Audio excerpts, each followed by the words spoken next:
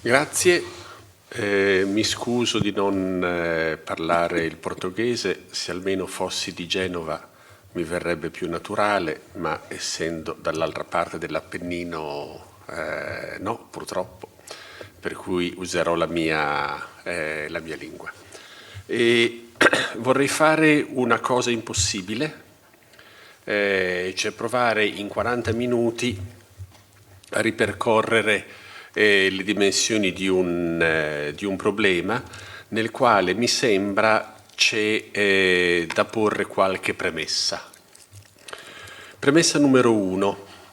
Il modo in cui si vede la questione del seminario dipende dalle scansioni cronologiche, dalla lunghezza dei segmenti cronologici nei quali ci si muove. C'è un libro di Harold Berman, Law and Revolution, uscito negli anni '80, che riguarda la formazione del diritto canonico medievale della società occidentale, che ha suscitato un grande dibattito. Gli esperti del diritto canonico medievale non lo considerano un libro importante, anzi, uno dei nostri patriarchi, Peter Landau, escreveu recensões muito severas sobre o livro. Mas para muitos outros aquele livro foi importante porque levantou um problema. Descreveu a revolução do século XI, a única verdadeira grande revolução, muito mais revolucionária do que a chamada Revolução Francesa, e digo com muito respeito pela bandeira tricolor. Portanto, a grande revolução do século XI é aquela que decide a hegemonia da lei na cultura ocidental. E a hegemonia da lei é uma hegemonia da distinção e dos dualismos. Um grande historiador italiano, meu colega e amigo, Paolo Prodi, construiu sobre esta ideia alguns livros muito importantes, Summorum Pontifici, a ideia do juramento, identificando numa série de problemas a característica ocidental de dividir. Dividir pecado e crime, mercado e tribunais. Dividir será também um poder papal nos primeiros 500 anos do segundo milénio. Dividir aquilo que é a característica do soberano, o pontífice, e a característica do Papa, do pastor. A ideia de Mermans, depois desenvolvida por Prodi e por muitos outros historiadores, é a ideia de que com o século XI começa uma grande parábola. Uma grande parábola da qual nós somos o fim. Nós somos o encerramento da grande parábola iniciada no século XI. Vós dir-me-eis, bem, é demasiado grande o segmento, depois dentro há tantas coisas diferentes entre si, mas se por um momento aceitamos este postulado, perceberemos o porquê, no fim dessa parábola, se deu a discussão, no mínimo violenta, entre Paulo Prodi e Giuseppe Alberigo, o meu professor, ambos formados no nosso instituto nos anos 50. Para Paulo Prodi, o Vaticano II é o último segmento daquela revolução. É o fim do fim. É o fim do fim. Para Alberigo e para mim e para nós, vale muito mais a outra perspectiva, definida teologicamente, o início de um início. O Vaticano II assinala o fim daquele tempo e o início de um novo segmento.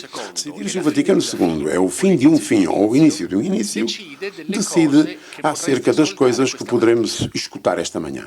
Das questões que escutaremos esta manhã. Porque se o Vaticano II é o fim de um fim, então é o fim de uma tentativa que foi construída dos primeiros 500 anos do segundo milénio de conseguir conjugar uma questão capital: a disciplina, a cultura, a vida, do clero para a Igreja Latina com um mecanismo formativo. Esforço que começa no século XV, com uma tentativa falhada fundamentalmente no século XVI e chega ao seu cumprimento tardio com Pio X, quando o seminário se torna o canal obrigatório de formação dos clérigos católicos. Precisamente no momento em que começava já tudo a descer, o número das vocações e o resto que se segue. Se pensemos no Vaticano II como o início de um início, então essa parábola, essa linha que vai do século XI ao Concílio, assinala um tempo em que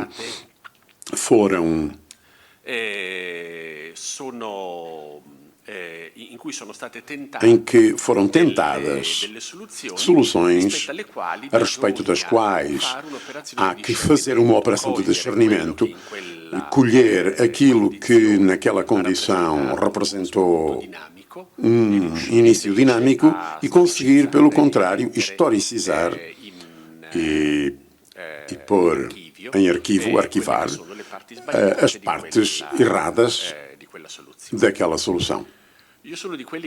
Eu sou daqueles que estão convencidos de que o Vaticano II é o início do início, também porque estou convencido que, por fim, o Concílio de Trento acabou por imaginar, no sentido profundo do termo, uma figura de padre e, no fim, em 400 anos, acabou por fazer um Papa João. E o padre tridentino por excelência, e é de tal modo um padre tridentino que ele arquiva as idades tridentinas, aquele que não tem necessidade de demonstrar nada ao seu passado, porque habita-o de tal modo lá dentro e por isso consegue olhar a partir dele para fora e olhar para a frente. Segundo ponto do nosso preâmbulo, esta discussão sobre o segundo milénio deveria explicar porque é que, depois do Vaticano II, precisamente o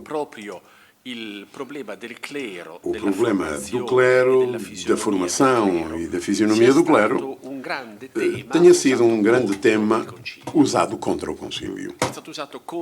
Foi usado contra o concílio por parte do tradicionalismo. As redes sociais estão cheias de fotos de ordenações de clérigos tradicionalistas vestidos de toureiro, que deveriam demonstrar a fertilidade de uma tendência espiritual e serviriam para dizer que aquela é a resposta certa a uma situação que, por outro lado, é feita por uma crise, por uma desertificação do ministério na Igreja Católica Romana, que levará muitas dioceses a esgotar os seus próprios clérigos por volta de metade dos anos 50, se não antes. Certo, se não prima. Porém, o tema do clero foi também usado, num certo sentido, contra o Vaticano II, pelo menos contra a sua timidez em enfrentar alguns aspectos, sobretudo o tema que Poole chamava o clericogamia, com uma linguagem sofisticada e simpática. Tudo aquilo que se diz respeito a este tema, a queda numérica, a queda quantitativa, o afundamento do clero numa incultura teológica cada vez mais profunda, a apressada adoção de paradigmas psicológicos sem muita consistência, o próprio problema da lentidão com que a Igreja Católica se conseguiu sair do silêncio burguês sobre a pedofilia, pagando por isso um preço muito alto, tudo isto encontra e é usado para enfrentar o problema que, do meu ponto de vista, só ganha se for historicizado.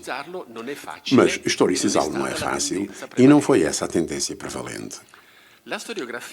A historiografia sobre este ponto não foi muito inovadora ou inteligente. Há uma pequena questão que me parece reveladora.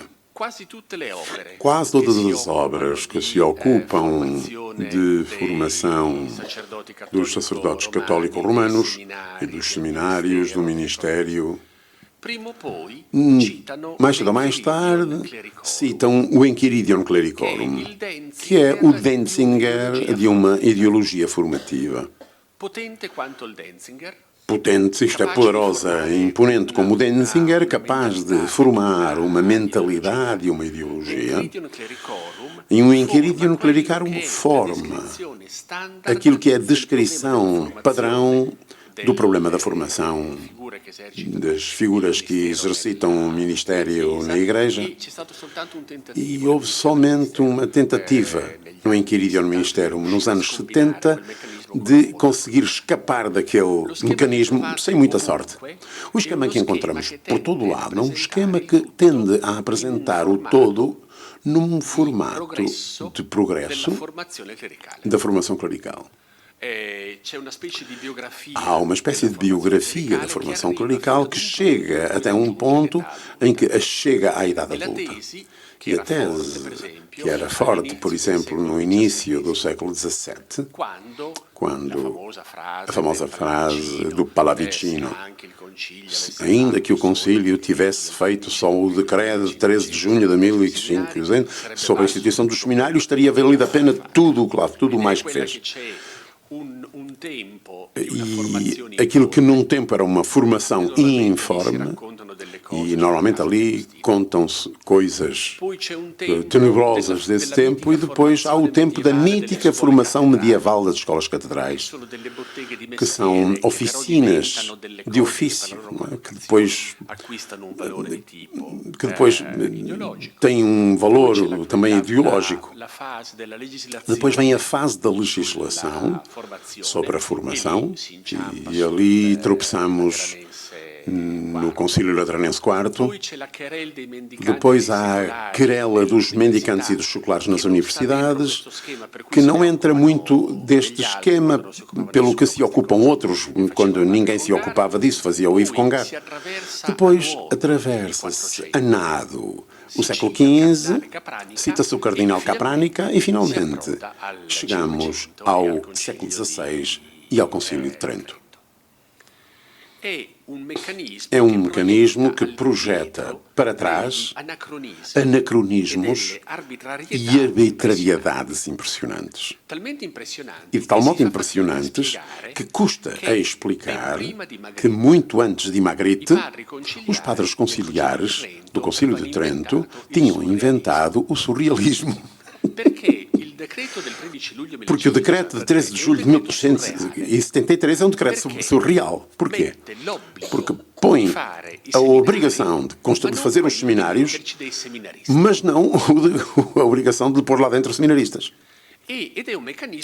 E é um mecanismo que é difícil de explicar historicamente, porque em 1536, Paulo III, o Farnese, tinha mandado fazer uma comissão de cardeais que, não por acaso, vinham todos do Divino Amor, da Congregação do Divino Amor, um concílio em que o tema tinha sido já enfrentado, abordado. As soluções de Emendando a Eclésia, o concílio foi publicado e foi posto no índice. Foi posto no índice dos livros proibidos, porque não deve circular. Porque tenta imaginar como conseguir combinar o tema de uma formação académica, intelectual, e o tema de uma formação para a disciplina. E, no fim, a palavra que acabará por vencer será do cardeal Paul, do chamado Concílio de Londres, na Reformatio Anglica, em que se diz que a formação deve dar-se num lugar quase como um seminário, quase seminário, a modo de seminário. E é ele que inventa a parábola, um lugar de criação de clérigos. O que é que se perde ao pôr pôr no índice o concílio de Emendando a Eclésia? Perde-se a ideia de que o seminário seja um lugar que produz e um lugar que protege. Porque se lemos o decreto de 1573, da seção 53 do Concílio de Trento, o seminário não nasce para formar ninguém. Nasce para proteger os adolescentes das inclinações ao mal que os tentarão. E, portanto, para os subtrair de um contexto, e há uma antropologia que se encontrava no século XVI, que se encontra também subjacente à São Presidente do Concílio, à espiritualidade dos jesuítas, e no fim o Concílio encontra um ponto de mediação em estabelecer um lugar de proteção no qual devem acontecer também eventos formativos. Estamos a fazer, em Bolonha, estamos a fazer uma coisa da qual espero um bom resultado visível, que é o de fazer aparecer na Europa a data de fundação dos seminários. Quer antes do concílio, porque muitas dioceses, Pisa, por exemplo, Pisa foi a primeira a fazer o seminário e já lhe chamam mesmo seminário, antes do concílio, depois de Paul, antes do decreto do Conciliar Tridentino. E então veríamos aparecer uma grande quantidade de pequenos pontos no mapa europeu.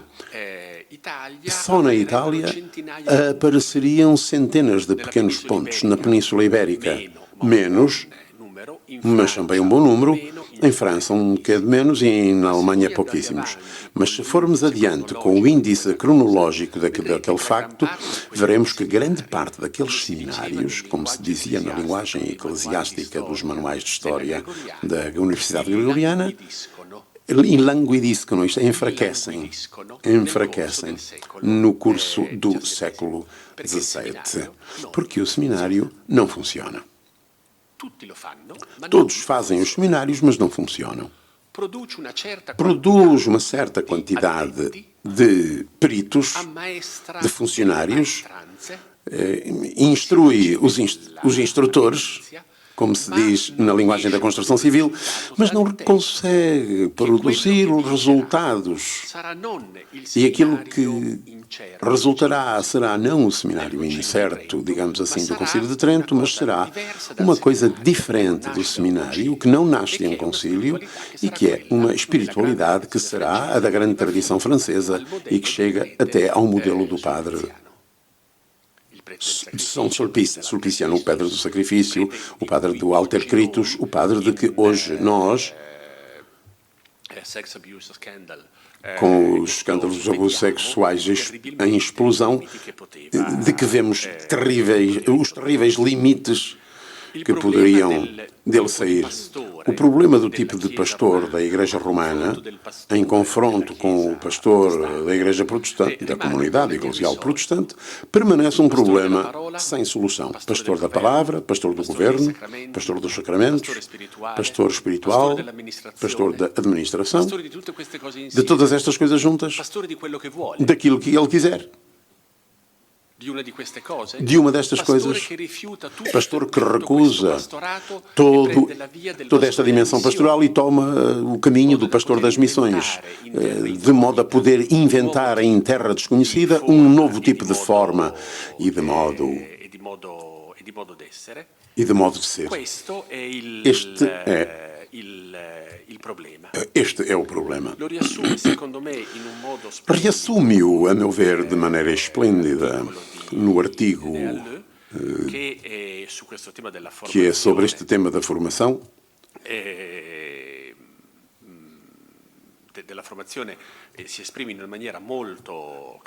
Exprime-se quem? Padre Deleu,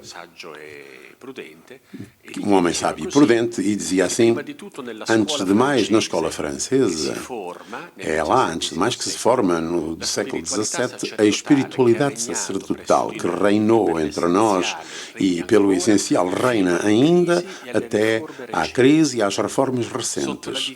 Sob a divisa do Sacerdos Alter Christus, o padre é convidado a imitar o Verbo encarnado no seu anular-se, no seu aniquilar-se e no seu estado de vítima.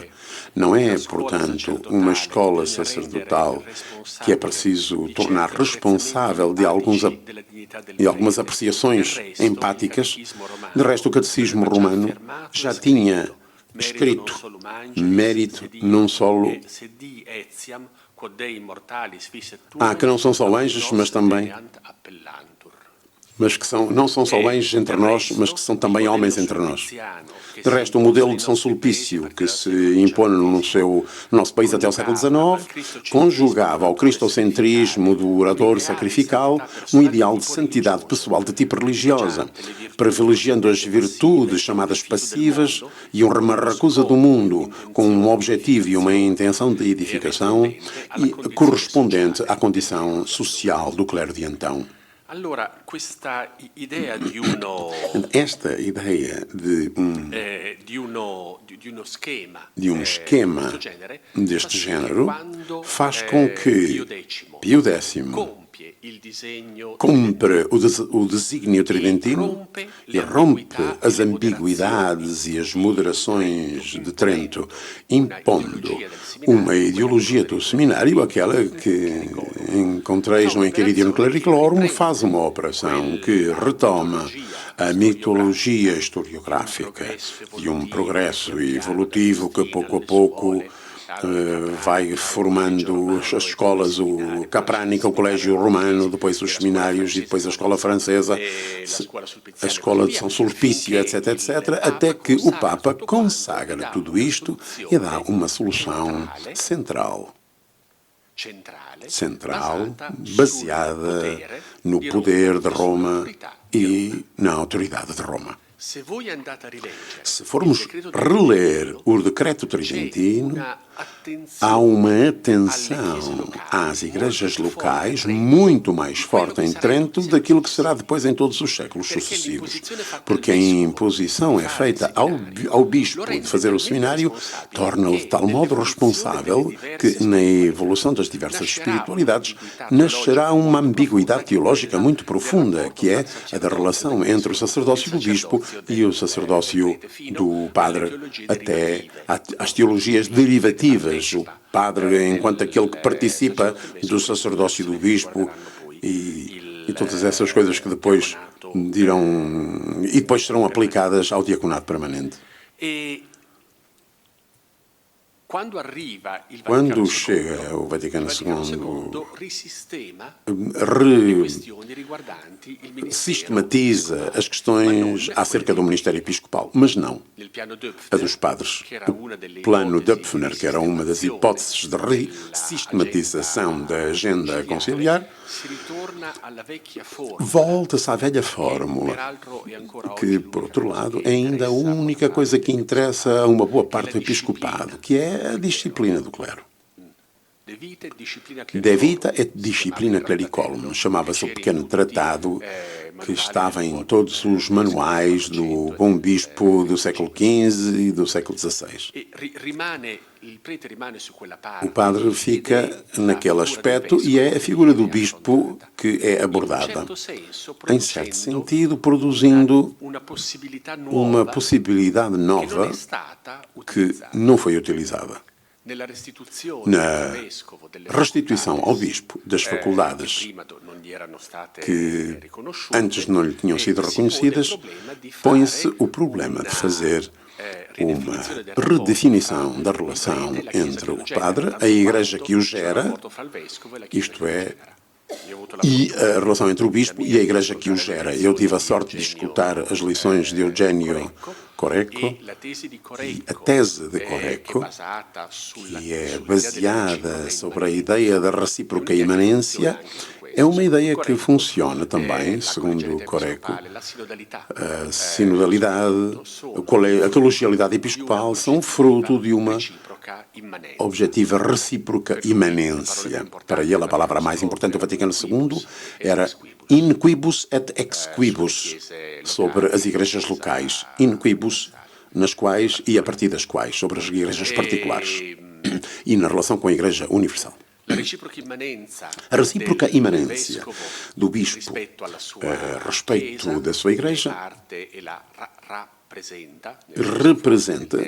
representa no sentido forte e icónico do termo, entre o bispo e o colégio episcopal, vale, segundo o Coreco, também entre o fiel e a comunhão universal, que passa pelo ministério do bispo e determina a estrutura da colegialidade como estrutura ontológica do ser da Igreja. Bem, a questão da recíproca imanência é uma questão que diz respeito também à relação entre o bispo e o seu padre.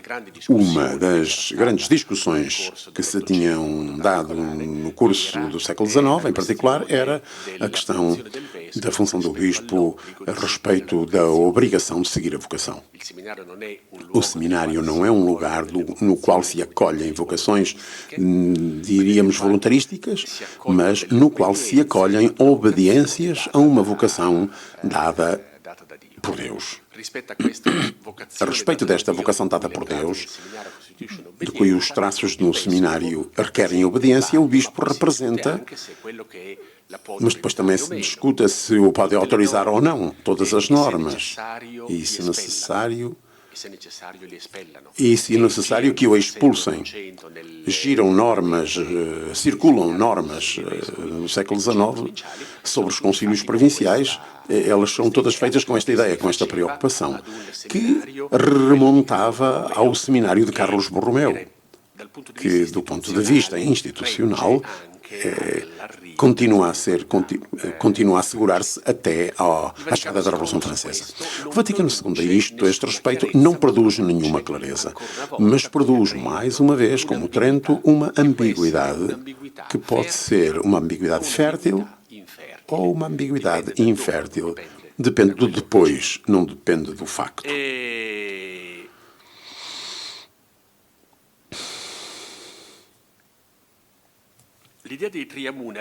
A ideia dos triamunera, três munera, empurrou uma parte da discussão a definir o padre como o titular de um dos triamunera, os três ofícios, sacerdote, profeta e rei, de que ainda hoje, talvez me saibam dizer, custa admitir a origem calvinista. A ideia de que o triaminista seja uma ideia de Calvino é uma coisa que o catolicismo romano confessa com uma certa cautela. E sobre isto, há um artigo de Casper, o senso nouveau, o sentido novo da interpretação do clero, explica o problema do sacerdote como mediador da aliança, como ele se põe, e por outro lado, como tinha já sido nos anos 70 tratado pelo padre Teilhard, que tinha denunciado em nome de uma teologia da comunhão a ideia de uma redução moderna da relação entre o padre e o bispo numa subordinação de derivação de tipo causista. A ideia de que se pudesse passar desta condição ao tempo do pós-concílio sem uma mediação era pura ilusão. Como aconteceu no pós-concílio de Trento, a solução de Trento de obrigar os bispos a criar seminários, mas não seminaristas, tinha produzido, como essa decisão tinha produzido um resultado de incerteza, que por alguns casos tinha sido fértil, noutros não. Il luogo e il momento in cui era accaduto qualcosa di decisivo non era stato negli atti di Roma, ma era stato negli atti di una chiesa locale. E quando alguma coisa de positivo aconteceu, não foi graças à decisão de Roma, mas graças à iniciativa da Igreja local. Existe o Seminário de São Carlos, não existe o Seminário Tridentino. São Carlos Borromeu. É ali que se começam a regular as coisas com pequenas decisões, regulamentos disciplinares de pequena importância. É, por exemplo, a instituição do vice-reitor, do padre espiritual.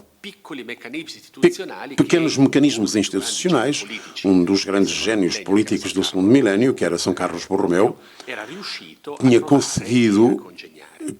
conseguido engendrar. Depois do Vaticano II, falta uma experiência de igrejas locais que repita todo este processo. Não o fará o Sínodo no 71, à volta do qual nasce uma série de obras e de estudos, como dizia, muito dependentes daquele do outro. Não o farão também algumas ideias extemporâneas como de Lustiger. Não o fará fundamentalmente, isto é, no Vaticano II, ninguém fará esse processo de concretização. Entretanto, acontece uma outra coisa, que é sempre o problema de Berman, que citei no início, porque o fim do século XI, que dura depois 9 séculos na ideia de Berman, no fim desta grande parábola do século XI, que cai às nossas costas, pouco antes de nós, como um meteorito, e não só o fim da hegemonia da lei do sentido ocidental, mas também o fim de uma ideia. Era a ideia de uma educação, que era aquela que se tinha formado pouco depois. Não é por acaso que depois da Revolução do século XI que nascem as universidades. Porque nasce a ideia de que deve haver um lugar em que, como se diria na linguagem de hoje das ciências de educação, o saber transmissivo se conjuga com um contexto socioconstrutivo, que é aquilo a que chamamos escolas. Não é nada de complicado. A escola é isso mesmo. É um espaço físico em que há uma interação humana entre desiguais por idade, desiguais por condição, desiguais por cultura, desiguais por dinheiro. Um paga e outro é pago. E entre destes dois desiguais há uma quantidade de saber transmissivo que se encontra de um lado, que vem transferido para o outro através de um processo socioconstrutivo. A diferença entre instruir e ensinar é exatamente esta. Mestrar significa quando se faz um curso de pilates. Pela minha idade deveria fazê-lo, mas não tenho saúde. No curso de pilates há um que mostra aquilo que tens que fazer e a gente faz e reproduz. Abaixa o braço, levanta o braço. O ensino, a educação é outra coisa. É formar a quantidade de conhecimentos críticos, que são os conhecimentos que são capazes de possuir e de produzir por si raciocínio novo. Não simplesmente repetir um gesto, mas produzir alguma coisa de novo.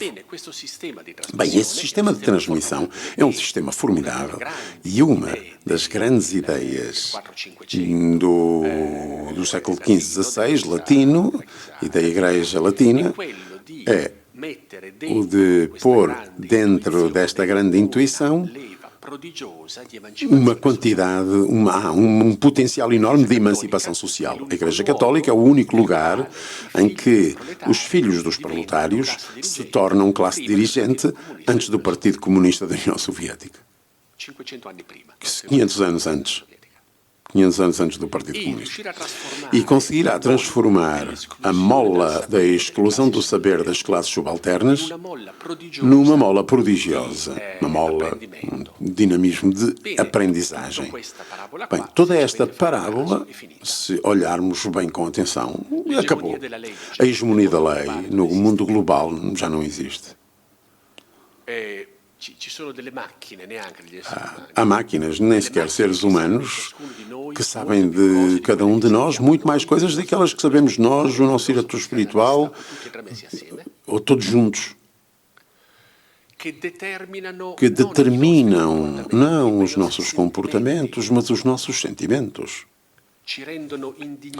Que nos tornam indignáveis e insensíveis por uma coisa e insensíveis numa outra.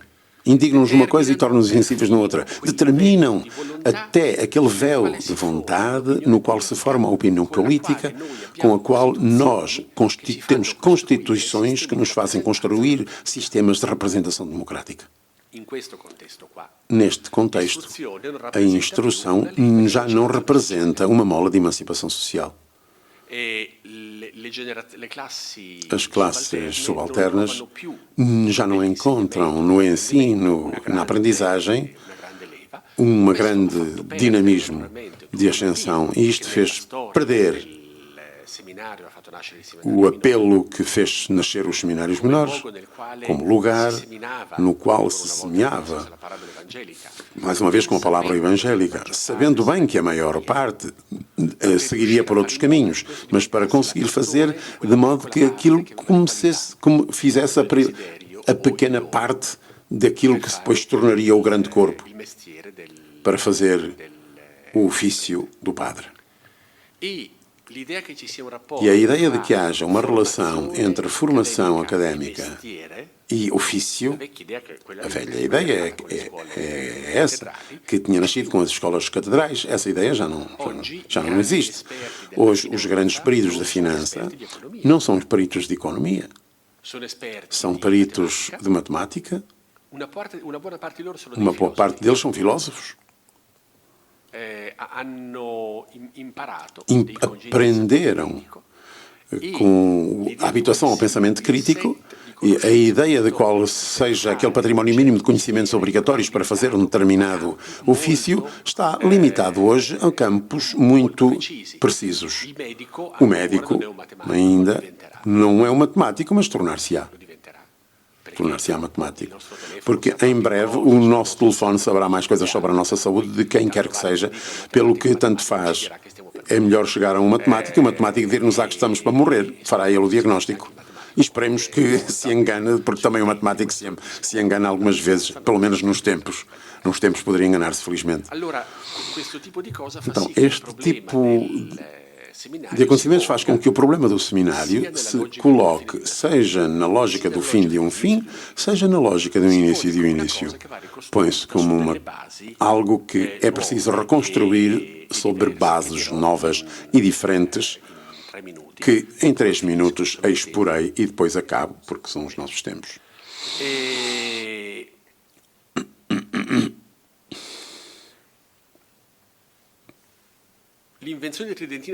A invenção tridentina do seminário tinha dentro um postulado anagráfico-educativo de uma prepotência enorme.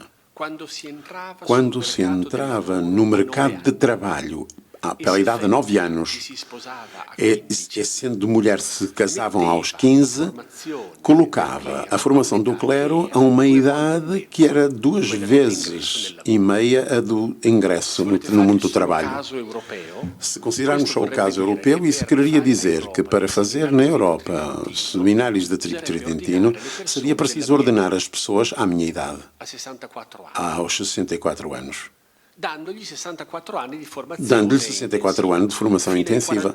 Até aos 40 anos, deixar-me num seminário menor.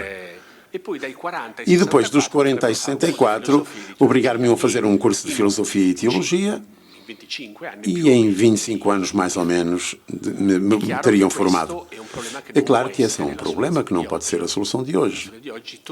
A solução de hoje volta a ser, mas era a ideia do tridentino, e é aquela do Vaticano II, volta a ser uma questão eclesiológica.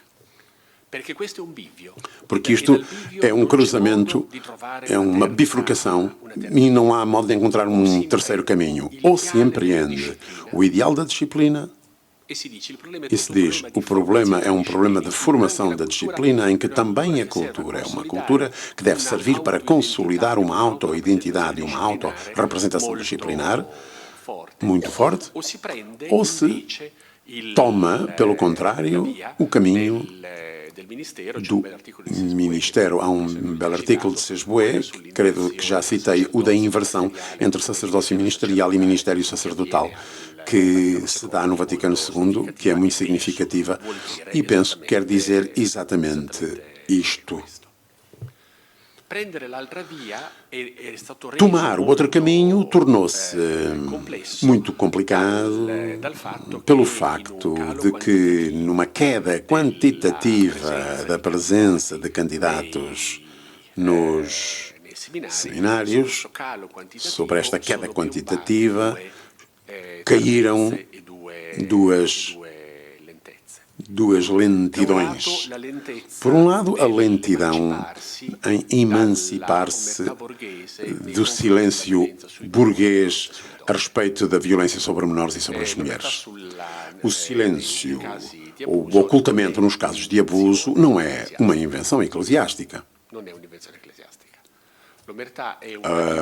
O ocultamento é uma invenção da cultura patriarcal burguês, do machismo burguês. O que é que aconteceu? Sucedeu que o machismo burguês desviou em muito pouco, o próprio grau de ocultamento para uma certa missão da criminalidade de comportamentos que eram simplesmente a expressão da prepotência masculina. A Igreja Católica Romana, em geral também as outras igrejas, e também o rabinato judaico, levaram um pouco mais de tempo a sair dali.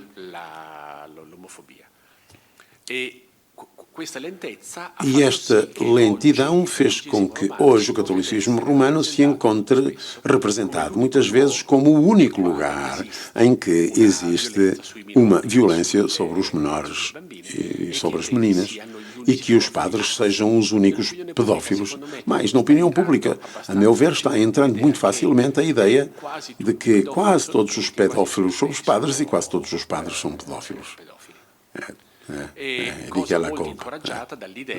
Coisa muito encorajada pela ideia de que isto seja uma matéria em que já não é necessária nenhuma forma de direito, mas simplesmente necessária uma forma de justiça sumária, que deve servir para nos livrarmos o mais depressa possível do problema. Seja um problema falso ou não falso, o importante é livrar-se dele o mais depressa possível. Mas creio que deixar-se guiar por isto é muito perigoso, porque no fim isso levar-nos-ia precisamente a seguir o caminho da via da disciplina clericorum, de voltar, de regressar à ideia da vingança dos adolescentes, que está lá dentro a ideia de que já não é uma questão do seminário em que se protegem os adolescentes do vício, mas no qual se encontra a ameaça maior para os adolescentes e tudo o que daí decorre. Dizia ao início sobre o século XI, imaginar esta parábola longa é uma coisa essencial, porque se não vemos esta parábola, arriscamos-nos fatalmente a não distinguir entre as muitas opções, algumas das quais estão entretecidas com interesses do segundo milénio, e escolher uma errada. Um último ponto. O Concílio de Trento teve uma ideia que nascia da convicção de que o ministério fosse o lugar da confessionalização da fé. Exatamente como a Igreja Tridentina, e o sabem bem, que é o barroco, deve ser diferente de uma Igreja Luterana, o padre tridentino deve ser diferente do pastor protestante luterano. Mas a negligência de uma reflexão sobre o ministério como lugar da unidade, aquilo que se tentou fazer com o famoso em sede ecuménica, ainda hoje representa uma espécie de vício incorrigível. Impressiona-me que na discussão sobre o clero, casado ou não casado, sobre modos de expressão ministerial do sacerdócio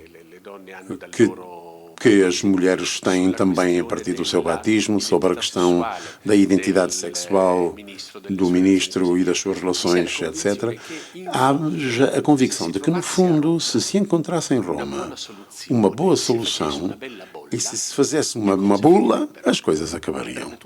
E tudo iria para o seu lugar. E depois bastaria substituir os bispos com software, fazer uma app com que as dioceses possam ser governadas por esta app que fornece as respostas, transmite as respostas de Roma, ou o problema se torna de novo eclesiológico ou ecuménico, ou será insolúvel. Obrigado.